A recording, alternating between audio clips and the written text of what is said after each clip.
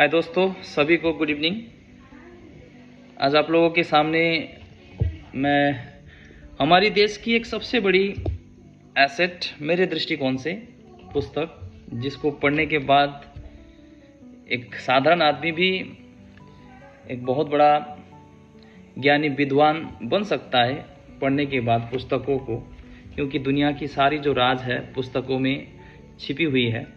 और यह जो पुस्तक है, आज मैंने विशेषकर हमारे छोटे छोटे बच्चे जो पुस्तक के अभाव में पुस्तक नहीं पढ़ पाते हैं, और यह जो पुस्तक है कहानी की पुस्तक है।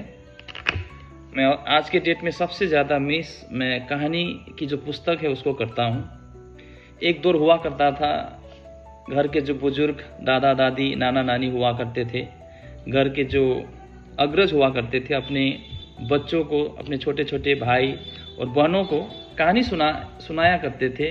और विशेषकर सोते समय बच्चों को माँ बाप के द्वारा कहानी सुनाने की एक प्रथा थी। चाहे राजा रानी की कहानी हो, चाहे देवी देवता की कहानी हो, चाहे समाज की कोई भी महत्वपूर्ण दंत कथाएं हो।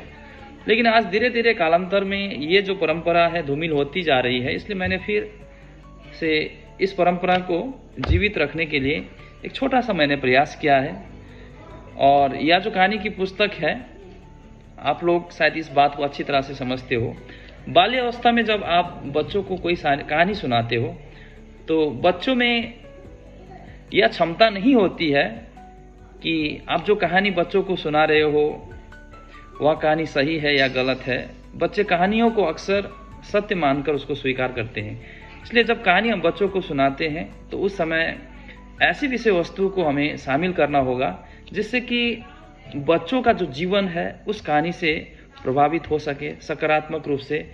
तो उस सत्यता को मैंने जाना है, समझा है। इसलिए मैंने आज स्कूल का जो हमारा जो पुस्तकालय है उस पुस्तकालय में जाकर मैंने देखा, बहुत सारी छोटी छोटी कहानी की पुस्तक मुझे मिली, क्योंकि मैं बहुत दिन से खोज रहा था।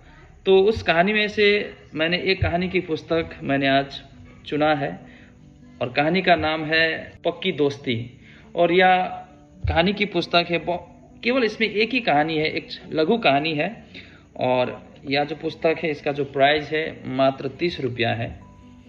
लेकिन इसका जो वैल्यू है इसको पैसा से आंका नहीं जा सकता है।